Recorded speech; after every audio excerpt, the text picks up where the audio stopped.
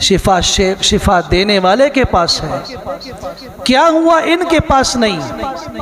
وہ تو مردوں میں جان ڈالنے والی ذات ہے، وہ تو بے جان پتھروں میں جان ڈال کے ان سے کلمہ پڑھوانے والی، سلام کہلوانے والی ذات ہے۔ صرف مضطر ہو کے اس کے ہاں جاؤ۔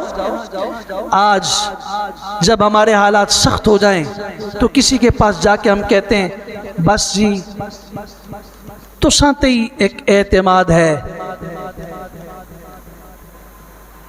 صرف میری نظر میں آپ ہی ہیں